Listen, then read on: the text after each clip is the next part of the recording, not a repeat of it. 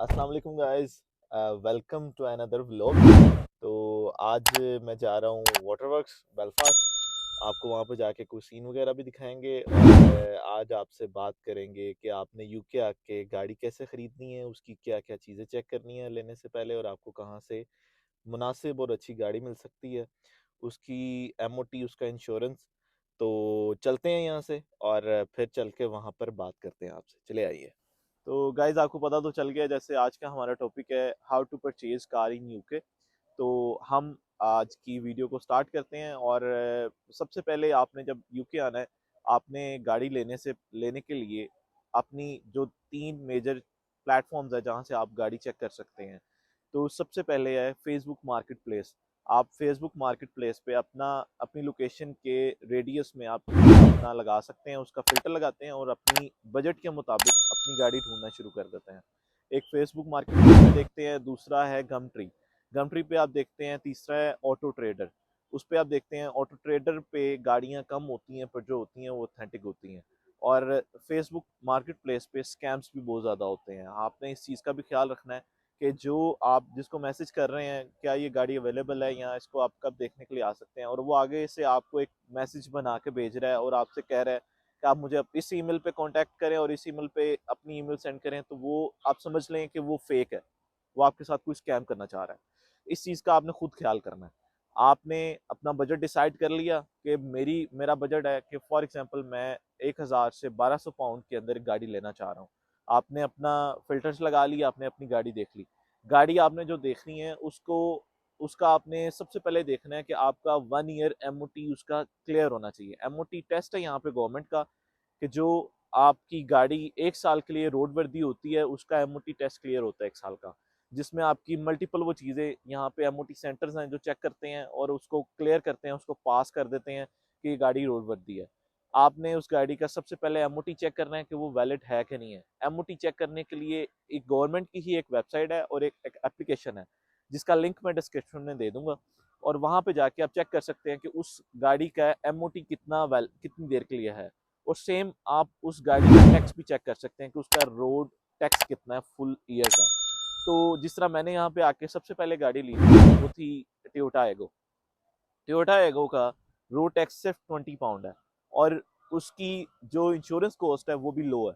आपने ये चेक, मैं आपको लिस्ट भी एक दे दूंगा जिनकी लो इंश्योरेंस आती है और जिनका लो टैक्स है, रोड टैक्स है, वो आपको डिस्क्रिप्शन में मैं मेंशन कर दूंगा।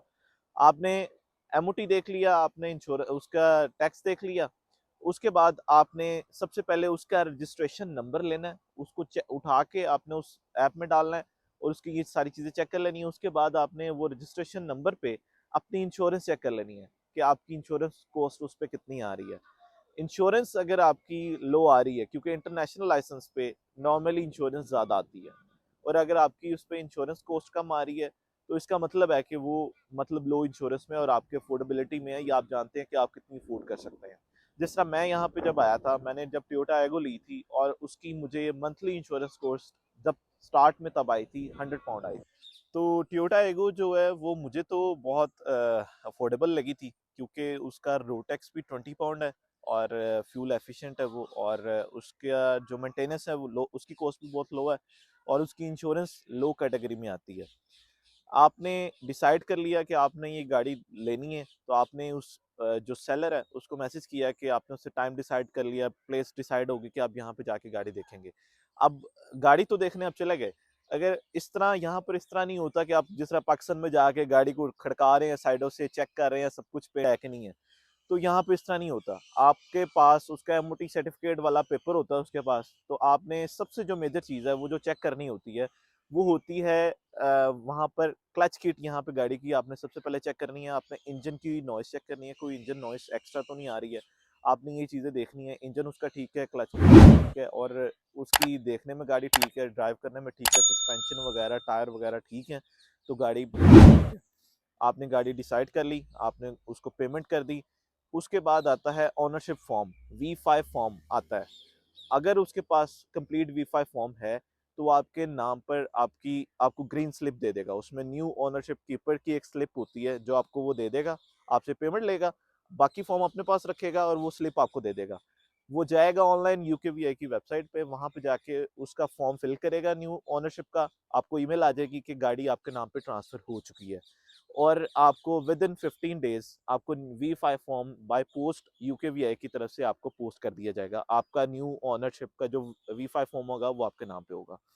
अब आपने गाड़ी तो ले ली है, अब आपने इसको लेके कैसे जाना है? इसमें सबसे बड़ा प्रॉब्लम यहाँ पे ये है, पहले होता था कि आप पहले टैक्स करवाते थे, उसके बाद इंश्योरेंस पे करते थे। पर अब रूल चेंज हो चुका है। अब आपने सबसे पहले इंश्योरेंस लेनी है, आपने इंश्योरेंस ले ली, इंश्योरेंस परचेज कर ली, उसके बाद आप पोस्ट ऑफिस गए इंश्योरेंस सर्टिफिकेट के साथ और अपने जो V5 form new keeper slip है उसके साथ आपने जाना है उस पे पोस्ट ऑफिस पे, वहाँ पे जाके आपने इसका रोड टैक्स जो है वो पे करना है। रोड टैक्स पे करके उसकी स्लिप आपका आपकी इंश्योरेंस का सर्टिफिकेट वो होगा तो आप गाड़ी चला सकते हैं।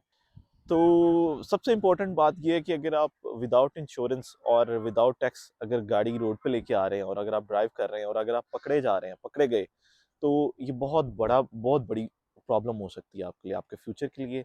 आपको आपके लाइसेंस पे पॉइंट्स लग सकते हैं, आपके फाइन हो सकता है, आपको आपको आपके कन्विक्शंस लग सकती हैं, आपको कोर्ट तक जा सकता लेके जाया जा सकता है। तो ये आपके लिए बहुत बड़ा इशू हो सकता है, आपके ILR के लिए बहुत बड़ा प्रॉब्लम हो सकती है ये। तो हमें चाहिए कि हम रूल्स को फॉलो करें। अगर आप फुल इंश्योरेंस पे नहीं करना चाहते और नहीं पे कर सकते, तो यहाँ पर टेम्परेरी इंश्योरेंस की भी एप्स हैं जो आपको टेम्परेरी इंश्योरेंस पे देती हैं, जिसमें कुछ 1 घंटे की भी इंश्योरेंस होती है। आप 1-1 घंटे की इंश्योरेंस पे करें, उस पे टैक्स पे करें और आप गाड़ी आराम से घर लेके जा सकते हैं। और उसके बाद आप इंश्योरेंस चीप इंश्योरेंस भी ले सकते हैं। तो उसमें आपके पास ऑप्शंस होती हैं कि आप चीप इंश्योरेंस आराम से घर जाएँ, आराम से चीप इंश्योरेंस फाइंड करें।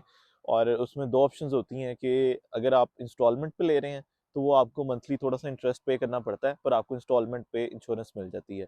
या फिर आप अपफ्रंट पे करें, फुली होल ईयर की आप उसको पे करें, पूरे साल की इंश्योरेंस पे करके आप उसको पूरे साल की इंश्योरेंस अपनी आप आराम से लेके गाड़ी आराम से सुकून से चला सकते हैं।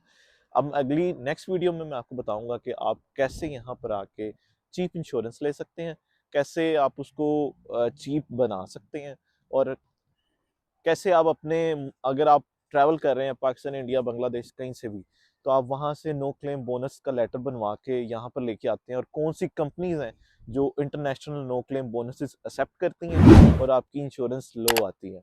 तो इंशाल्लाह मिलते हैं नेक्स्ट वीडियो में।